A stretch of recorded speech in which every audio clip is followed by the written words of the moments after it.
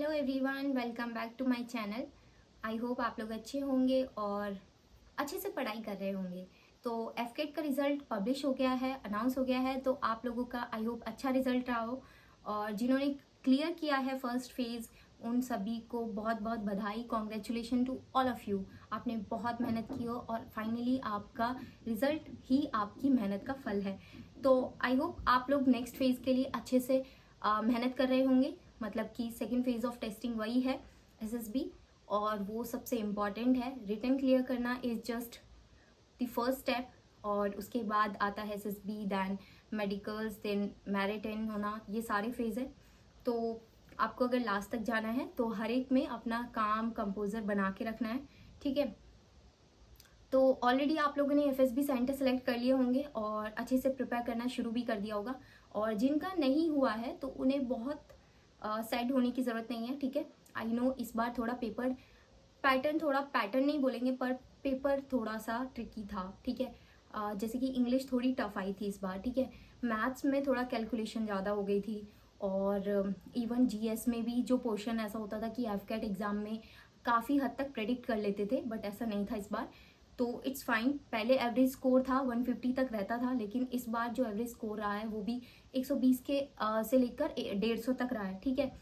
तो अगर आपका इसके बीच स्कोर है तो मतलब आपको heads off to you, because इसके लिए भी कई बार क्या होता है, जब पैटर्न या फिर पेपर का डिफिकल्टी लेवल थोड़ा बहुत चेंज होता है ना, तो आप पैनिक भी कर जाते हो, क्योंकि आप पहले से ही अज्यूम करके जाते हो कि मुझे इतना स्कोर करना है या फिर मुझे 180 अटैम्प्ट करना है, ऐसा वैसा, मतलब 180 तक मार्क्स लाने हैं। तो आप ऐसा सोच के जाते हो कि आप क्या करते हो, 80 तक अटैम्प्ट करके आ जाते हो। और अगर यहाँ पर जब पेपर थोड़ा डिफिकल्ट आ जाता है तो आप लोग अगर नहीं अटैम्प्ट करते हो तो आप पैनिक करने लगते हो, ठीक है। तो वहाँ पर अपना काम रहना बहुत इंपॉर्टेंट होता है, वहाँ पैनिक नहीं करना बहुत इंपॉर्टेंट होता है। तो वही होता है कि वो 2 घंटे आपके फिर डिसाइड करते हैं कि आपका आगे क्या होना है, ठीक है। तो जिनका अगर कुछ मार्क्स से मिस हुआ है उन्हें बहुत ज़्यादा दुखी होने की ज़रूरत नहीं है, क्योंकि अगर आप चंद अंकों से रह रहे हैं ना, इसका मतलब आप बहुत क्लोज हैं, ठीक है, सक्सेस के बहुत क्लोज हैं। तो मैं आज वही एक स्ट्रेटेजी आप सबके साथ शेयर करने वाली हूँ कि जो फर्स्ट टाइम ये एफकेट प्रिपेयर करने वाले हैं, अब एफकेट 1 2025 तो हो गया है, तो एफकेट सेकंड के लिए ये सारी स्ट्रेटेजी आप अपना सकते हैं, ठीक है। आपका अगर बाई चांस थोड़े मार्क्स से मिस हो गया है, और बाकी जो इवन क्लियर करते हैं फर्स्ट वाला वो भी देंगे ही, आई नो, क्योंकि एसएसबी का सबको पता होता है, ठीक है। तो ये एक स्ट्रेटेजी है जो आप अपने फ्रेंड्स के साथ भी शेयर कर सकते हैं जिनका नहीं हुआ है, बाई चांस एग्ज़ाम क्लियर नहीं कर पाए हैं, ठीक है। तो मैं कुछ इंपॉर्टेंट बुक्स और जो रिसोर्सेज है वो आप सबके साथ शेयर करने वाली हूँ, ठीक है। तो सबसे पहले बात करते हैं कि सबसे इम्पॉर्टेंट सेक्शन कौन सा होता है एफकेट में। तो रीजनिंग से आप बहुत अच्छा स्कोर कर सकते हैं, ठीक है। तो रीजनिंग एक इम्पॉर्टेंट भी है, क्योंकि मार्क्स तो देखो उतने ही मिलने हैं, एक क्वेश्चन के 3 नंबर मिलने हैं, ठीक है। तो अगर आप वो रीजनिंग का बनाते हैं या जीएस का बनाते हैं, वो दैट डजेंट मैटर, ठीक है। तो रीजनिंग में आप अगर 25 क्वेश्चन आते हैं तो वहाँ पर आप कोशिश करिए कि आप 20+ क्वेश्चन एकदम करेक्ट बनाएं, क्योंकि ये बहुत इंपॉर्टेंट हो जाता है। जहाँ एक पोर्शन होता है स्कोरिंग पोर्शन, तो वहाँ से नेगेटिव होना ना अपने लिए ही मतलब गलत रहता है, ठीक है। तो आप बोलेंगे कि रीजनिंग के लिए आपको कहाँ से प्रैक्टिस करनी है, ठीक है। अगर आप बुक लेना चाहते हैं तो आप ले सकते हैं। देखिए मैं एक बुक बता देती हूँ यहाँ पर, ठीक है। तो ओसवाल की एक बुक आती है, ठीक है, और बाकी एक आती है आर एस अग्रवाल की, ठीक है, वर्बल और नॉन वर्बल वाली। तो मैं यहाँ पर आपको लिंक भी डाल दूंगी उसमें डिस्क्रिप्शन में, ठीक है। अगर आप परचेज करना चाहते हैं तो आप परचेज कर सकते हैं। अदरवाइज अगर किसी के पास ऐसा है कि बहुत ज़्यादा मेरे पास पैसा नहीं है तो मैं नहीं बुक्स पे इतना इन्वेस्ट करना चाहता, तो देखो ई बुक्स भी अवेलेबल है, पीडीएफ्स, ठीक है, और मैं भी शेयर कर दूंगी अगर आप चाहेंगे। नहीं तो एक ऑप्शन ये भी है कि आपको रीजनिंग की बुक परचेज करने की कोई नीड नहीं है, ठीक है, क्योंकि रीजनिंग ना आप मतलब प्रैक्टिस से ही कर सकते हो, ठीक है। यहाँ पे बस बहुत सारे टेक्स्ट बुक का पास खरीद लेना, ठीक है, उसका कूपन कोड मैं अपना दे दूंगी, ठीक है। वहाँ से एक टेक्स्ट बुक का ईयरली पास खरीद लेना, वहाँ पर आपको सेक्शनल टेस्ट मिल जाएंगे, रीजनिंग के काफ़ी सारे मिलेंगे, ठीक है। तो वहाँ से आपको प्रैक्टिस करना है, और जो भी क्वेश्चन में प्रॉब्लम है, जैसे एनालॉगी वाले में थोड़ा प्रॉब्लम होती है, तो वो आप कुछ बहुत अच्छे टीचर्स पढ़ाते हैं यूट्यूब पर, तो उनसे आप रेफर कर सकते हैं, ठीक है। कुछ यूट्यूब चैनल्स मैं लास्ट में मेंशन कर दूंगी जहाँ से आप पढ़ सकते हैं, फ्री का कंटेंट है, तो आपको पेड क्लासेस की भी कोई ज़रूरत नहीं है, ठीक है।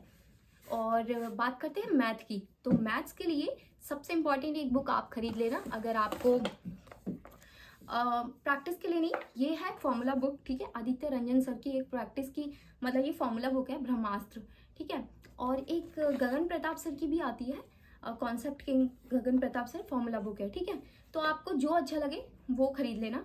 इसमें बस इतना डिफरेंस है कि उसमें सिर्फ फॉर्मूलेज दे रखे हैं और इसमें फॉर्मूले के साथ साथ एक दो क्वेश्चन भी है। तो थोड़ा ये बुक की साइज, मतलब कि ये थोड़े काफ़ी पेजेस हैं, ठीक है। तो इतना ही डिफरेंस है, आपको जो पसंद आए आप वो करना। और ये तो हो गई कि आपको लास्ट टाइम के लिए बहुत मतलब हेल्पफुल रहेगी रिवीजन के लिए। जैसे कि एग्जाम आता है तो आप सब कुछ नहीं पढ़ पाते हैं, तो ये उसके लिए बहुत अच्छी बुक है, ठीक है। तो ये CDS FCAT दोनों एग्जाम्स के लिए, NDA के लिए भी, ठीक है, मतलब कि बेस्ट बुक है, ठीक है। और बात करें कि आपको अगर प्रैक्टिस करना है वहाँ, वो कहाँ से करें, तो उसके लिए भी एक RS अग्रवाल की बुक है, ठीक है। मैं यहाँ पर मेंशन कर दूंगी डिस्क्रिप्शन में, आपको अगर परचेज करना है तो खरीद लेना, मतलब वहाँ से आप अमेजोन पर खरीद सकते हैं, ठीक है। बाकी नेक्स्ट बात करें कि GS का पोर्शन आप कैसे कवर कर सकते हैं, ठीक है। तो इवन मैथ्स के लिए मैं ये बोलूँगी कि आपको ना जैसे आपको अगर सिलेबस करना है, ठीक है, तो आप क्या कर सकते हैं कि क्वेश्चन प्रैक्टिस सबसे इंपॉर्टेंट है। जैसे कि PYQ कहीं भी अवेलेबल प्रॉपर नहीं होते हैं, क्योंकि आपको भी पता है कि वो मेमोरी बेस्ड होते हैं, तो प्रॉपर PYQ नहीं होते हैं। कुछ क्लासेस मैंने भी मैथ्स की ले रखी हैं, तो वो मैंने उन्हीं बेसिस पे करी है, क्योंकि मैंने एग्जाम दिया था तो मैंने उसी टाइप के क्वेश्चन, मतलब मुझे लगे थे कि हाँ ये आए हुए थे, तो मैंने वही क्वेश्चन लाए थे, तो मैंने कुछ क्लासेस ली थी। अगर आप चाहते हैं तो वो देख लेना। मैं बाकी और भी शायद कंटिन्यू करूंगी वो क्लासेस, ठीक है, जब FCAT एग्जाम होगा, या फिर आप अपने अकॉर्डिंग बता देना। अदरवाइज द मल्टीपल टीचर्स जो बहुत अच्छा पढ़ाते हैं, तो वही मैं लास्ट में यूट्यूब चैनल्स आपको मेंशन करूंगी, वहाँ भी आपको फ्री रिसोर्सेज मिल जाएगा मैथ्स का भी। अगर आप बुक नहीं भी लेना चाहते हैं तो बहुत ऐसा नहीं है कि आप कुछ लैक कर जाएंगे, ठीक है। तो there is no need, otherwise ये है कि आपको बस प्रैक्टिस के लिए चाहिए और आपसे नहीं पढ़ा जाता है कि हाँ। इवन मैं आपको PDF ही, मतलब ई बुक जो रहते हैं वो भी प्रोवाइड कर दूंगी, ठीक है। तो चलेगा अगर आप वो प्रैक्टिस बुक नहीं लेते हैं, ठीक है, लेकिन ये जरूर ले लेना, क्योंकि इससे आपका फॉर्मूला का रिवीजन अच्छे से हो जाता है, ठीक है। और बाकी बात करते हैं GS पोर्शन की। तो अगर आपको GS के लिए अपनी GS इंप्रूव करनी है, अब आपको पता है कि GS बहुत ही अनप्रेडिक्टेबल होता है, ठीक है, फिर भी आप कहाँ से पढ़ सकते हैं, तो ये एक बुक आती है ल्यूसेंट की, ठीक है, GS की। यहाँ से आप पहले से ही प्रैक्टिस कर सकते हैं। इसमें काफ़ी कुछ कवर है, फर्स्ट लाइक पहली चीज़ें बहुत सारी, ठीक है। और इवन जैसे कि बात करें हम कि प्राइजेस, ऑनर्स, अवार्ड्स, ये सब मेंशन है। इवन फिजिक्स केमिस्ट्री भी इसमें है, बायोलॉजी। तो ये बुक काफ़ी अच्छी है, ठीक है। ये मेरे पास पुरानी रखी है, एक मेरे पास बड़ी वाली भी है, ठीक है। तो ये आप खरीदना चाहें तो आप खरीद सकते हैं, ये बहुत अच्छी बुक है। और इवन GS के लिए मैं आपको ये सजेस्ट करूँगी कि आप क्या करिए कि जैसे करंट अफेयर्स तो बहुत ज़्यादा नहीं आते हैं FCAT में, ठीक है। तो FCAT के लिए जब, जैसे अभी 25 वाला सेकंड जो होगा वो अगस्त में आएगा, ठीक है। तो तब से वो करंट अफेयर्स की जैसे मंथली वाली वीडियोस आते हैं ना, तो वो आप एक साथ देख लेना, ठीक है। अभी से अगर आप डेली वाले करंट अफेयर्स पढ़ोगे ना तो इसमें टाइम वेस्ट होगा, तो कोई फायदा नहीं है, क्योंकि इतने डीप में करंट अफेयर्स नहीं पूछता है, ठीक है। CDS वगैरह के लिए आप पढ़ रहे हो तो अलग बात है, ठीक है। लेकिन प्रॉपर अगर सिर्फ FCAT की बात करें तो FCAT के लिए इतने डीप में करंट अफेयर्स नहीं पूछता है, ठीक है। लेकिन उसके लिए वही मैं इंग्लिश के लिए भी बताने वाली हूँ। तो इंग्लिश में जैसे इंग्लिश के लिए सबसे इम्पॉर्टेंट आपको नीतू सिंह वॉल्यूम 1 ले लेना, ठीक है। ये बेस्ट बुक है ग्रामर के लिए। या फिर एक और है ऑप्शन, अगर आपको ये नहीं लेनी है, SP बख्शी की आती है, ठीक है, मैं वो भी बुक मेंशन कर दूंगी, ठीक है, वो आप खरीद सकते हैं। और काफ़ी अच्छी बुक है, उसमें इवन फ्रेजेस वगैरह भी बहुत अच्छे से दे रखे हैं क्योंकि उसमें। और सेकंड, अगर आपको वोकैब के लिए चाहिए तो ब्लैक बुक इज़ बेस्ट, ठीक है, ब्लैक बुक के लिए। या फिर वर्ड पावर मेड इजी, ये भी ले सकते हैं। अदरवाइज ब्लैक बुक इज़ काफ़ी ट्रेंड चल रहा है, हर एग्जाम में बहुत इंपॉर्टेंट रहती है, तो आप ब्लैक बुक खरीद सकते हैं। और डेली थोड़ा थोड़ा वोकैब पढ़ना शुरू करिए और हैबिट में डाल लीजिए कि आज मुझे मतलब 50 या 100 जिस हिसाब से आपको मतलब सुटेबल लगे वो आप कर लेना, ठीक है। और मैं एक चीज़ इंपॉर्टेंट यहाँ पे बोलूँगी कि अगर आपको हैबिट नहीं है या फिर आपको पसंद नहीं है, लेकिन अपने हैबिट में डालिए, ठीक है। जैसे आप ना न्यूज़पेपर रीडिंग करना शुरू कीजिए। इसके दो बेनिफिट है, ठीक है। एक तो पहले आपका इंग्लिश पोर्शन जो है वो स्ट्रांग होगा, ठीक है, ऊपर से नॉलेज तो बढ़ेगी, ठीक है। GS पोर्शन तो आपका बढ़ेगा ही, करंट अफेयर्स वाला पोर्शन, ठीक है। दूसरा, आपके SSB में ये बहुत बेनिफिशियल रहेगा, जैसे आप जीडी वगैरह करोगे तो आपके पास इतने पॉइंट्स आएंगे ना, आपको याद आएगा, आप ना खुद ही थैंकफुल रहोगे कि अच्छा मैंने वहाँ पर न्यूज़पेपर रीडिंग शुरू की और मुझे ऐसे पॉइंट्स याद आ रहे हैं, तो वहाँ पे आपके पास बहुत पॉइंट्स आएंगे, ठीक है। और ये चीज़ बहुत इंप्रेसिव लगती है कि हाँ मतलब बहुत अवेयर हो आप, ठीक है। तो यहाँ से आपकी नॉलेज बढ़ेगी और आपकी इंग्लिश तो इम्प्रूव हो रही है। वहाँ पे कुछ ऐसे वर्ड्स आते हैं जिनकी इंग्लिश मतलब जैसे आपको नहीं मतलब पता है, तो उन्हें वो आप सर्च कर सकते हैं, तो वहाँ से वो कैप पोर्शन भी आपका स्ट्रांग हो जाता है, ठीक है। तो न्यूज़पेपर रीडिंग आप हैबिट में डालिए। अगर आप प्रॉपर पूरा न्यूज़पेपर नहीं पढ़ पाते हैं दैट्स ओके, ठीक है, एडिटोरियल पार्ट पढ़िए। और या फिर अगर आप जैसे न्यूज़पेपर से नहीं पढ़ना चाहते तो कुछ टेलीग्राम चैनल है जहाँ पर कुछ आर्टिकल्स दे दिए जाते हैं कि आज के न्यूज़पेपर में से ये इंपॉर्टेंट आर्टिकल्स हैं, तो उनको पढ़ने का हैबिट डाल लीजिए, ठीक है। जैसे कि इंग्लिश माध्यम, ऐसे कुछ कुछ टेलीग्राम चैनल है जहाँ आप ये सब मतलब देख सकते हैं, ठीक है। तो यही सब था, सबसे ज़्यादा इंपॉर्टेंट यही सब था। और बाकी तो आप कितने भी रिसोर्सेज, जितने बुक्स रखेंगे कोई फ़ायदा नहीं है, ठीक है। लिमिटेड रिसोर्सेज से पढ़िए लेकिन उनका मल्टीपल रिवीजन करिए, तो ये की है to clear the exam, okay. और आपके कोई डाउट्स हो तो प्लीज़ मेंशन करना कमेंट सेक्शन में। और बाकी मैं सोच रही हूँ कि मैं भी मैथ्स क्लासेस कंटिन्यू करूँ, क्योंकि आई थिंक आप लोगों ने ही मुझे बोला था कि वो काफ़ी बेनिफिशियल थी, तो I am planning to do सो।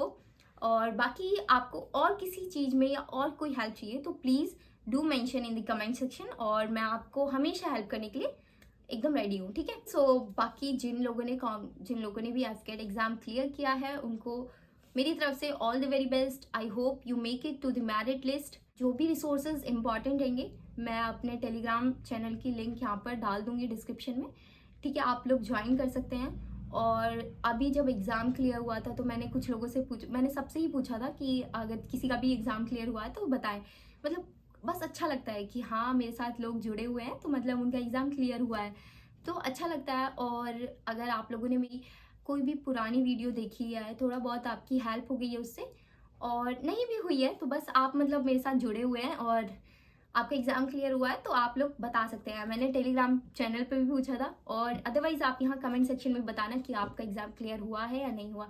नहीं भी हुआ दैट्स वेरी ओके, मतलब बहुत ओके। मतलब मैंने तो एग्ज़ाम, आप मानोगे नहीं, मैं ऐसे मिस करी। मैंने पहली बार जब एग्ज़ाम मिस किया था तो 8 नंबर से मैं रह गई थी, और नेक्स्ट टाइम मैं सिर्फ 1 नंबर से रह गई थी। तो मुझे पता है कि ये कैसा एक जर्नी होती है, ठीक है।